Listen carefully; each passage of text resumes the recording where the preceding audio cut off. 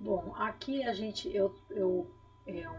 um artigo publicado por pesquisadores, né, biólogos que trabalham na represa de Itaipu, como eu falei para vocês, né, que é uma das represas que mais tem ah, preocupação com essas espécies de macrófitas aquáticas. Então, o pessoal que trabalha lá faz o monitoramento dessas espécies, né? E aí eu retirei desse artigo, que eu acho um artigo fantástico, né? Eu retirei essa figura para mostrar para vocês como pode ser, né, a, a, a proliferação dessas espécies, tá? Então aqui nas figuras vocês vão acompanhando ali, aí eu vou lendo a legenda para que vocês possam acompanhar na figura e facilitar para vocês, porque talvez a legenda esteja muito pequena, né? Então, na figura 1, algumas possibilidades para a sequência da colonização de ecossistemas aquáticos por macrófitas aquáticas.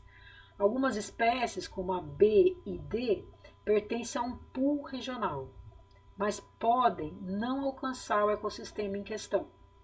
Outras espécies, como a A e C, podem alcançar o ecossistema, mas não colonizá-lo, que seria a situação 1. Caso os fatores sejam desfavoráveis a essas espécies. Alguns ecossistemas permanecem por longos períodos de tempo com uma relativa estabilidade das áreas colonizadas, que é a situação 2.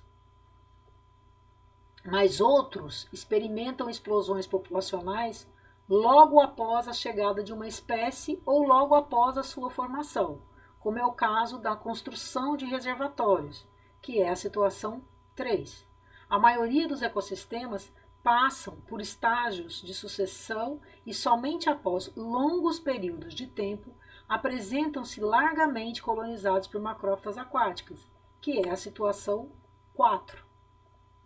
As áreas mais escuras correspondem às regiões colonizadas por macrófitas aquáticas. Eles deram aí os cenários que eu acabei falando para vocês, que a gente trabalha muito dentro de limnologia com cenários. Foi acho que nas minhas primeiras aulas eu falei para vocês sobre esses cenários ecológicos, né? Cenários que podem ocorrer. Você tem que dar um diagnóstico, muitas vezes, do ambiente que você vai trabalhar, fazer um licenciamento, alguma coisa, mas você também tem que dar um prognóstico, né? Você tem que dizer, olha, se continuar tendo essa determinada espécie, ela vai começar a tomar várias áreas e essas áreas sendo dominadas, elas vão conseguir chegar até a turbina, né? Porque em Itaipu eu tenho vários riozinhos, né? Vários braços abandonados onde elas estão. E elas conseguem, como eu falei para vocês, essa conectividade e se elas continuarem assim, elas podem ter esses diferentes cenários, né? Até chegar a ocupar toda uma área, como é aquela figura do lado direito, a última lá em cima, mostrando que ela conseguiu ocupar toda a área, né? Ela pode não ocupar área nenhuma, ela pode não conseguir colonizar, mas ela pode conseguir colonizar as margens e outras podem conseguir colonizar completamente o local, como a gente está vendo aí. Então é muito interessante esse trabalho, porque ele faz com que a gente, enquanto biólogo, a gente entenda, né, o nosso papel, que não é só mostrar o problema, só o diagnóstico, né? Porque só o diagnóstico é razoavelmente fácil da gente fazer. Razoavelmente fácil, né? Estou dizendo que é fácil fazer um diagnóstico de um ambiente que você vai trabalhar. Mas o pior é o prognóstico, né? Quando você vai dar, assim, ó, se continuar fazendo tal coisa, pode acontecer esse cenário, e nesse tempo, e nesse tempo, e nesse tempo. Né? Você tem que trabalhar com isso, porque a empresa, né, que ela vive de ganhos, né, e não pode ter um apagão, não é não? Então, ela precisa saber, né, o que está acontecendo, tanto que a Itaipu investe muito em pesquisa com macrófitas aquáticas. Tudo que você pensar de equipamentos, eu estagiei lá, e tudo que você precisar de equipamentos, eles fornecem para você fazer as análises de água repetidamente, monitorando. Eles têm acesso a esses dados, né? E aí esses dados que são coletados nesse local, são utilizados pelos alunos para fazer o mestrado, iniciação científica, TCC, doutorado, tem muitas teses de doutorado, né?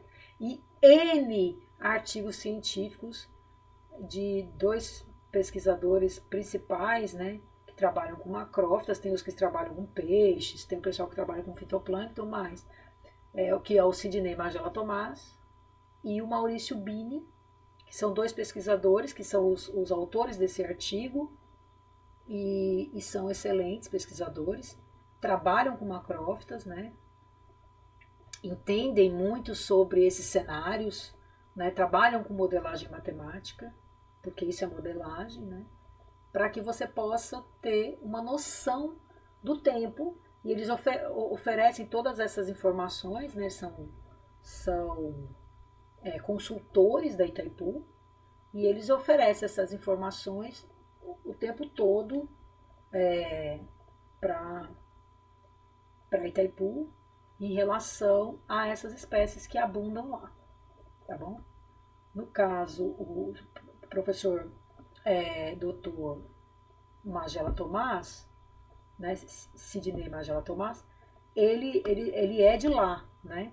É professor da Universidade de Maringá, então ele é mais à frente. E o Bini, né, Maurício Bini, ele é professor na Federal de Goiás, mas fazem muitos trabalhos juntos, porque a tese de doutorado dele foi feita lá, né? E ele trabalhou lá há muito tempo. Então, todos os trabalhos são feitos entre eles, né, em conjunto, na represa de Itaipu, tá bom? Só para vocês saberem, quando vocês estiverem lendo algum artigo desses dois pesquisadores nessa região. Bom, para controle das espécies de macrófitas, a gente usa, quando elas dão problemas, a gente pode usar um controle químico, que não é o mais recomendado, né? Porque o controle químico, você vai ter que utilizar, lançar mão de herbicidas, né? São esses herbicidas que eu cito aí e que são extremamente prejudiciais à água, à cadeia trófica, que vai estar ingerindo isso, e isso vai chegar até o ser humano de alguma forma, né? Porque você vai comer peixe e vai acabar se contaminando, né? Então não é a melhor estratégia para se controlar essas espécies. Eu tenho o controle biológico, né?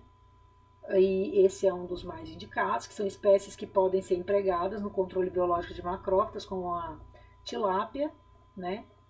E a carpa, né? Existem outras espécies, a carpa comum, a carpa prateada, a carpa capim, a carpa cabeça grande e a jundiá, né? São essas espécies aí que eles usam para o controle biológico. E tem o controle mecânico, né, que gasta também. E para se fazer esses controles, né, principalmente controle, no caso o controle mecânico, você tem que desligar as turbinas, né, para você poder fazer esse controle mecânico com essas máquinas, contratar as máquinas. Então você vai gastar dinheiro e vai ter prejuízo, porque vai estar parado as turbinas, você vai deixar de produzir energia elétrica, né? E uma série de problemas com relação a isso. Vocês viram aí esses tempos atrás o que aconteceu por outro motivo, obviamente, né? Lá no Amapá. Então eles ficaram não sei quantos dias sem energia elétrica, acho que foi quase um mês, né? Se não chegou a um mês, né? Não sei ao certo. Então você imagina a gente fica sem energia elétrica, às vezes a CELP vem fazer algum reparo aqui na rua, eu fico sem energia elétrica horas e eu já fico extremamente estressado. Vocês imaginem passar meses, né, um mês, dias, sobre luz de vela, né? Então é muito grave isso, porque energia, a gente usa energia para tudo o tempo todo. Então é muito grave as perdas em função de você ter um problema como um apagão, né? Então, felizmente o Brasil está investindo em outros tipos de geração de energia, né? Como a eólica, né? E como as fotovoltaicas, né? Porque realmente nós não podíamos continuar tão dependentes da chuva como a gente é, porque numa fase, né, onde você tem o El Ninho, Laninha, El Ninho, Laninha e essas interferências todas no clima, você acaba tendo períodos longos sem chuva, né? E como o Brasil ele investiu terrivelmente, né, em hidroelétrica, a gente acabou ficando muito dependente de um tipo único só de geração de energia, quando na verdade a gente precisa ter diferentes tipos para que a gente possa, né, num eventual problema, ter outro, né, ter outra fonte de energia e não ter um problema mais grave, né? Então, o controle mecânico, ele é complicado também. O biológico é você introduzir espécies, né? E aí você tem um problema, porque vocês já tiveram aula sobre controle biológico, eu imagino que a maioria dos alunos sabe um pouco sobre isso, né? Alguns professores de ecologia já devem ter comentado, da introdução de espécies num ambiente onde não é dela. A introdução de espécies exóticas, ela causa muitos problemas, né? Porque ela acaba tendo vantagem em relação às nativas, né? Que não vão ter com quem competir e acaba eliminando as nativas, né? Desculpa, gente. Tinha que tossir, né? Aqui no meu pós-Covid. Tava demorando até para tossir, né? E aí o controle químico que eu falei para vocês é o pior de todos, né? É o mais danoso. Mas também a introdução de espécies também tilápia, a tilápia ela é uma espécie exótica. Então a gente pode ter problemas com relação a isso, né? E diminuir a quantidade de espécies e depois você só tem um tipo de espécie de peixe, né? E não tem mais os tipos nativos. Então isso é muito complicado. Bom, eu já falei para vocês, né? E Augusto também falou um pouco sobre o wetlands, né? Que há dois tipos de wetlands, as naturais, que eu falei dos pântanos nos Estados Unidos, né? É uma denominação inglesa, genérica, dada às áreas úmidas naturais, onde ocorre a transição entre os ambientes aquáticos e terrestres, reconhecidas como um rico hábitat para diversas espécies e capazes de melhorar a qualidade das águas. Pântanos, brejos, charcos, várzeas, lagos muito rasos e manguezais são exemplos desse tipo de terreno. E a gente tem também as wetlands construídas, são as artificiais, que tentam imitar, né, a dinâmica das naturais. Então, são sistemas naturais de tratamento de efluentes que tiram partido do conjunto solo-planta para o pós-tratamento de efluentes. São elaborados com a finalidade de receber esgotos. Esses esgotos precisam ser previamente tratados e proporcionar um incremento na qualidade desse esgoto, né? Não é apenas passar por elas e o esgoto tá terminado, né? Não. Existe um tratamento prévio para depois passar por elas. E aí elas tiram a parte mais fina, né? Podem ser definidos como sistemas alagados ou saturados, de matriz solo, planta e micro-organismos, construídos especificamente para o controle de poluição ou o tratamento de efluentes, né? De piscicultura, como foi o trabalho do Augusto, né? Suinocultura, carcinocultura, né? Que é a criação de camarão. São, portanto, sistemas controlados que simulam e aceleram as condições naturais encontradas nos terrenos alagados naturais. Então, eles imitam, né? Através da construção que eu vou mostrar aqui para vocês. A vantagem de eu construir uma wetland artificial é que, além da melhoria da qualidade do esgoto, né, do efluente, a presença da vegetação propicia, né, um apelo estético ao sistema, colaborando para a redução nos índices de rejeição desse tipo de tratamento de efluente por parte da população, que vai ver aquele tanque construído, né, mas como tem planta, né, acaba ficando tipo um vaso bem bonito. O problema é que ela pode, nesse processo, ter um pouco de mau cheiro conforme o tempo vai passando. Então, aqui mostrando a zona de raízes, né, ou wetlands, como é que elas são construídas. Então você tem aqui embaixo, né, uma lona de impermeabilização. Você tem brita também, né, algumas camadas aqui de areia e brita. Tem o tamanho certo da brita, depende muito, né, para que fins você quer, como vai ser, qual é a característica do seu esgoto. Você tem que fazer um estudo antes para saber qual é a característica do seu efluente. Você tem que saber também o terreno onde você vai construir, o tamanho, né, a proporção dela. Você tem que calcular com a quantidade de líquido que vai passar por ali, né, a vazão, né? Quanto é que você quer, você quer usar essa wetland para ela poder filtrar quanto de água, quanto de efluente, né? O trabalho inicial do Augusto era numa cidade chamada Carinhanha, e lá a prefeitura fez isso. Ela construiu essas wetlands, né? Ia ser lá a princípio o trabalho dele nas wetlands construídas pela prefeitura. Só que a gente obteve a informação de que nem todas estavam funcionando e parece que estava meio largado, né, para variar. Mas elas são eficientes, né? Na África, naquele livro de parasitologia humana do Neves, um vermelho, né, que vocês usam com o professor Diego, até o meu que eu tinha, que eu dava aula de parasito quando eu era professora substituta, eu dei algumas aulas de parasitologia humana, precisei comprar esse livro. E no livro falava que na África eles utilizavam essas wetlands, né? Mostrava exatamente um desenho como esse, né?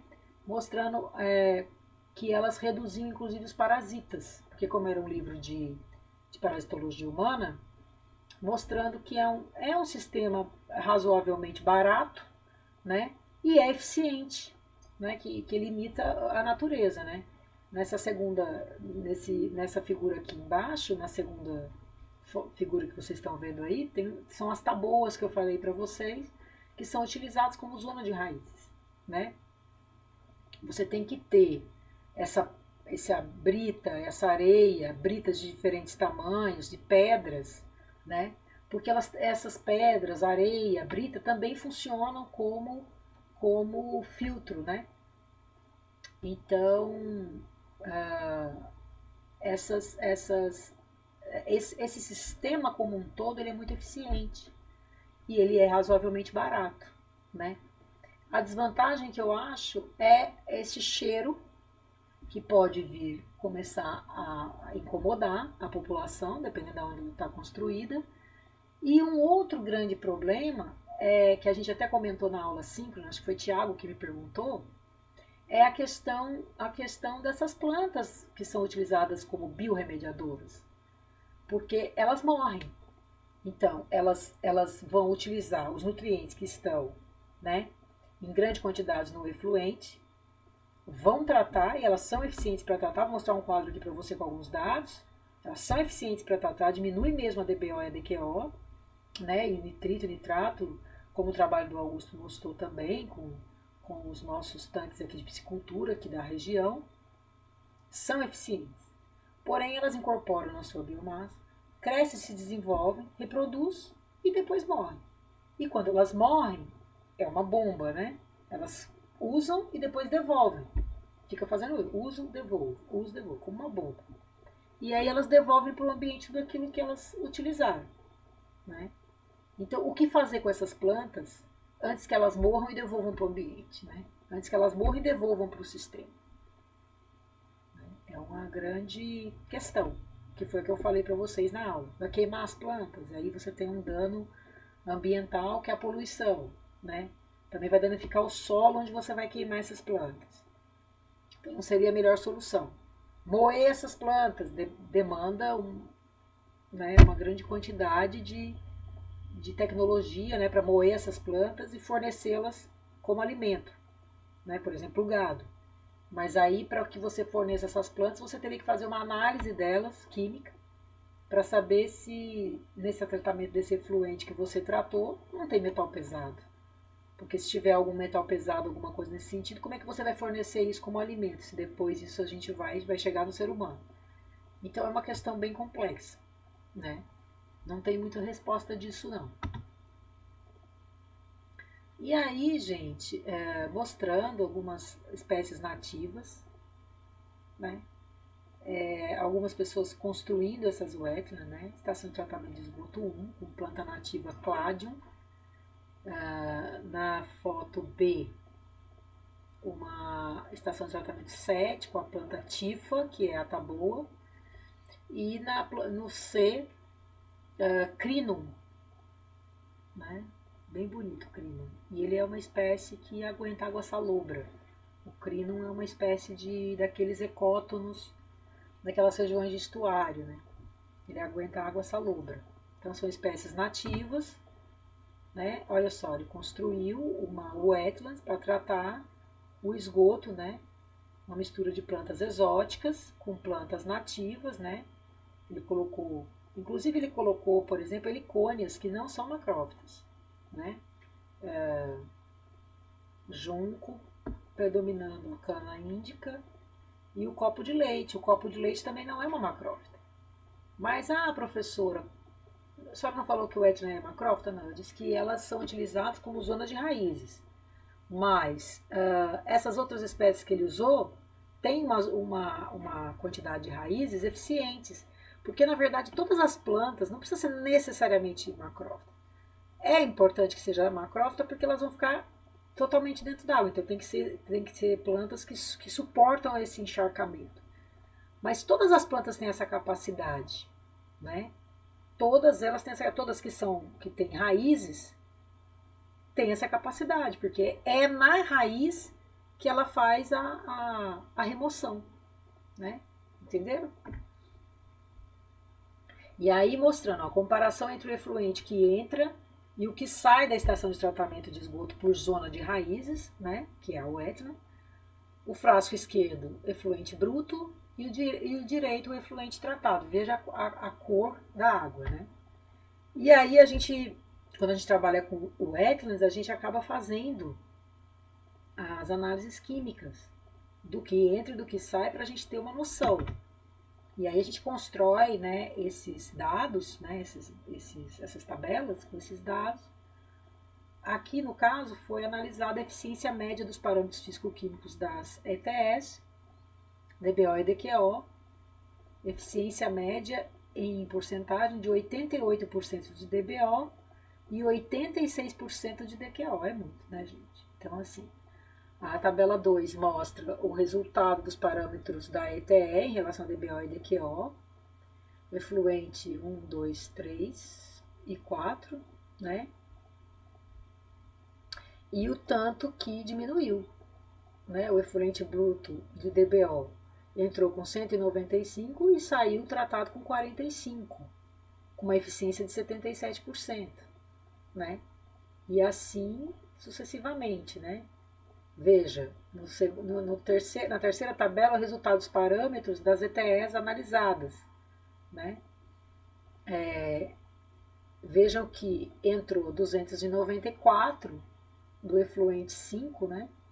Porque aqui na tabela 2 é efluente 1, 2, 3 e 4, e na tabela 3 é o 5, 6, 7 e 8, né? Vejam que todos eles tiveram uma redução importante. Todos eles tiveram uma redução bastante significativa e importante, né? 294 para 42, de 686 para 209 era um efluente, né? A DQO, né?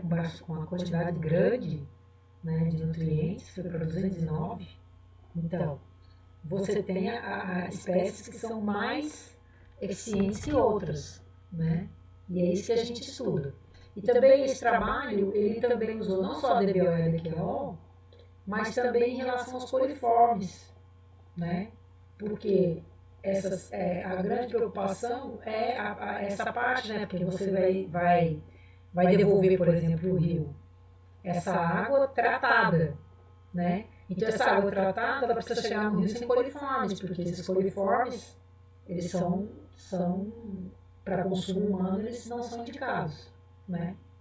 Então, mostrando também, né, a quantidade de coliformes que também diminuiu, a quantidade que entrou e a porcentagem de eficiência, 59%, 90% dos termotolerantes, né, do bruto, da porcentagem de que foi analisado, que foi eficiente, né?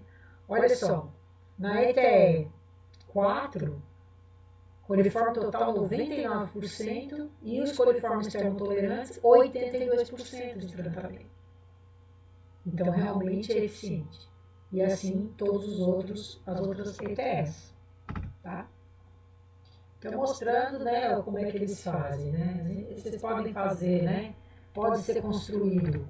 Eu vou voltar aqui para vocês observarem, né? Eu posso construir assim, né? Que foi o que ele falou. Eu posso ter, né?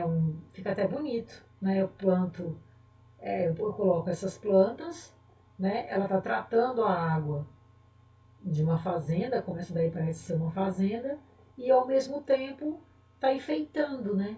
Tá bonito, porque tem flor, tem planta, né? Um verde. Então aqui, né, o esqueminha da casa, o efluente produzido nas casas, ou de suinocultura, né, de alguma coisa que tem numa determinada fazenda, alguma coisa assim, vai para wetlands, e da wetlands, olha, de piscicultura, que no caso é das casas de uma fazenda, né, e também de piscicultura, né, uma construída de uma forma e a outra construída de outra forma. Passa pela primeira e depois passa pela segunda, que também está recebendo o efluente. Ela pode passar por duas, né? Pelo que eu entendi. Era uma ideia que a gente tinha, por isso que eu coloquei aí para fazer na Univaso CCA.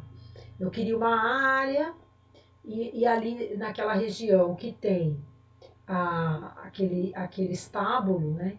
Eu queria utilizar o efluente produzido ali. A gente construiu uma wetland experimental para que eu pudesse acompanhar e ir mudando as espécies, né? Para ver qual era mais eficiente. Era uma ideia que a gente tinha de fazer inicialmente também no trabalho do Augusto. A gente ficou entre ir para Carinhanha e também a gente ficou entre construir no CCA, porque a gente tem muita área lá, é uma fazenda, construir uma wetland experimental dessa que poderia ser construída igual ao slide anterior que eu mostrei, ou uma única, ou poderia ser construída várias, como essas daí, né? Inclusive na Unicamp, eles têm construída dessa forma aí, são várias caixas d'água, com diferentes espécies de macrófitas, e eles tratam o esgoto da universidade. Acho que da região de agricultura, alguma coisa nesse sentido. Eles tratam nas wetlands e ainda utilizam para estudar. Né? Então era uma ideia que a gente também teve no início. Fizemos toda a dimensão, o desenho, tudo para ver, mas é barato, mas não é tão barato assim para construir, né? E as caixas d'água também não são tão baratas assim para a gente ter que adquirir, porque você tem que adquirir várias, né? E aí foi quando a gente decidiu fazer com um tanque de piscicultura na Codevas, porque lá já tinha as wetlands, né? A Codevas, né? Você já tem lá os tanques, e aí o Augusto acabou nem usando os tanques que tem na Codevas, ele acabou usando umas caixas de água, né? De 1.000 litros, se eu não me engano, e ele montou as wetlands dele, utilizando a água da piscicultura, né, da região de bebedouro ali na Codevas, e passava por essas wetlands com espécies para a gente ver a eficácia, né, espécies de macrófitas. Tá certo? Olha só, aqui não é o trabalho do Augusto, porque ele utilizou caixas d'água redonda, né? E aqui é um outro trabalho que utilizou caixas d'água quadradas e pequenas, né?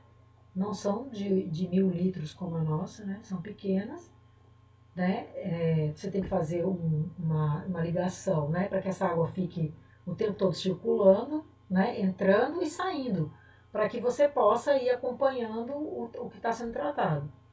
E a problemática toda do que fazer com as plantas depois que elas começam a senescer, elas vão ficando amareladas e depois elas morrem, né?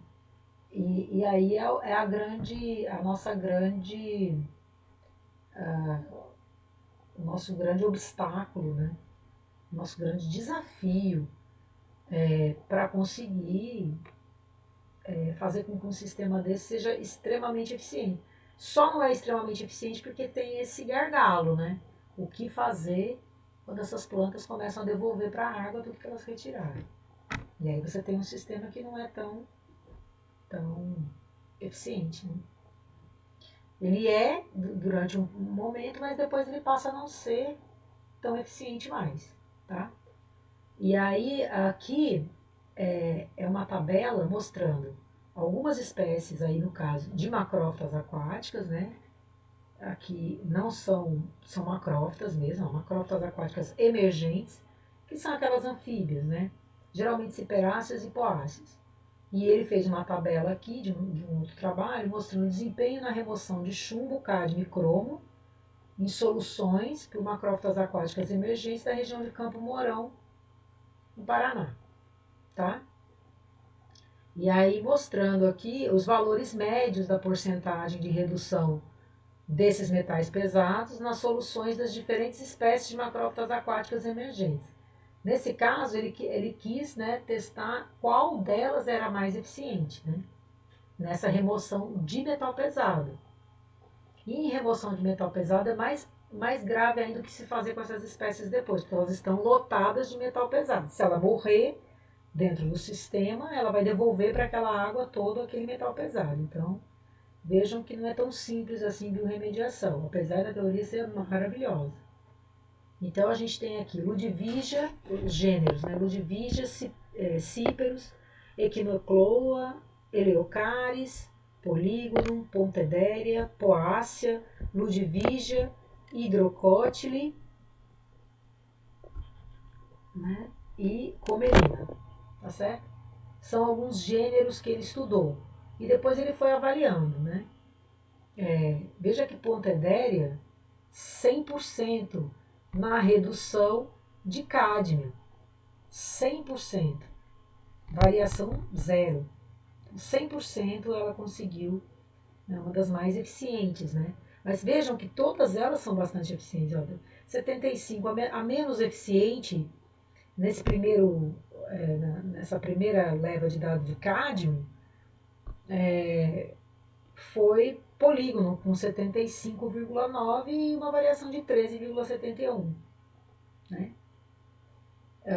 Vamos ver essa mesma espécie, se vocês estiverem acompanhando, a Pontedéria parviflora, essa que teve 100% na redução de cádmio, teve 98,43% em cromo e também 100% em chumbo.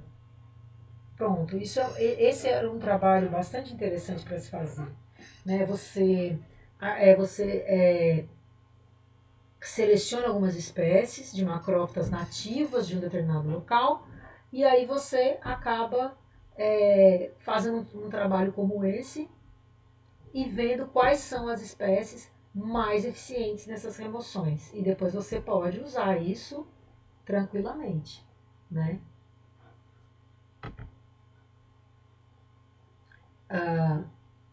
Aqui, ó, pequena planta pode ser a solução para a descontaminação da água e produção de biocombustíveis.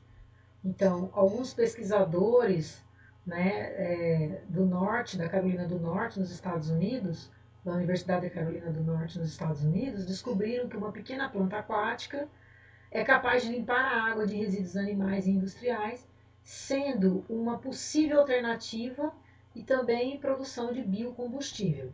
Essa pequena espécie é a Spirodela. A gente, inclusive, andando aqui no sertão, eu e Augusto, a gente achou, né? E ela é conhecida como lentilha d'água, de acordo com alguns pesquisadores, para fins de produção de etanol. Possui uma produtividade 6 vezes maior do que o milho, o insumo principal de produção de etanol nos Estados Unidos, que exige pesados subsídios para manter competitividade, além de receber severas críticas pela redução da produção destinada à alimentação. É uma monocultura, né, gente?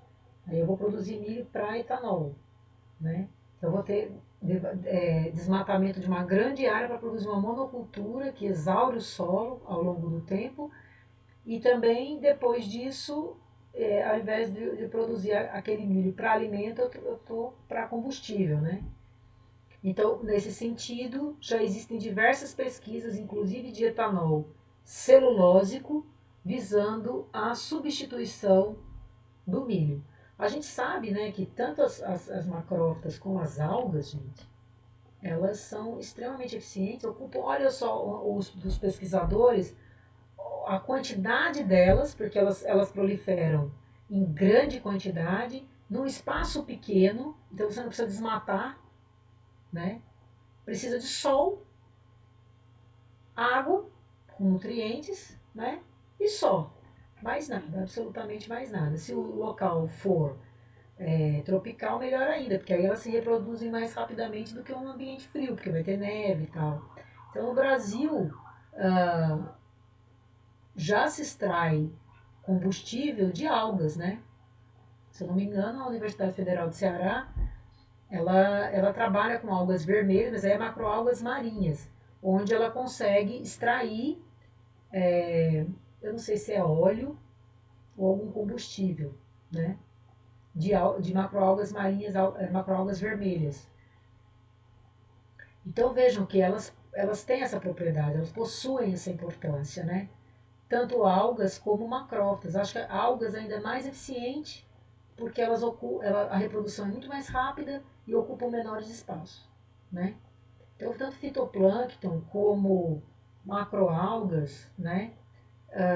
Como macrófitas, as macrófitas, as menores, como essa daí e outras, como lêmina, né? E outras, são extremamente eficientes para todos esses trabalhos que eu mostrei para vocês, né? Para tratamento de efluente, para retirada de metal pesado, para produção de biocombustível. O que nos falta no Brasil? Investimento em tecnologia, em pesquisa e tecnologia. Onde se faz pesquisa? Nas universidades e nos centros de pesquisa, né? Específicos, porque a gente não tem um centro de pesquisa para tudo, né? A gente tem um centro de pesquisa a Embrapa é um centro de pesquisa, né? Ligado à agronomia, agricultura, ligado à produção de alimentos, né? A gente tem o Butantan para a produção de vacinas, enfim, a gente tem centros de pesquisas específicas e a gente precisa urgentemente investir em tecnologia no Brasil, né? A lentilha d'água é uma alternativa promissora com vantagens adicionais pelo seu potencial de redução de poluentes orgânicos na água.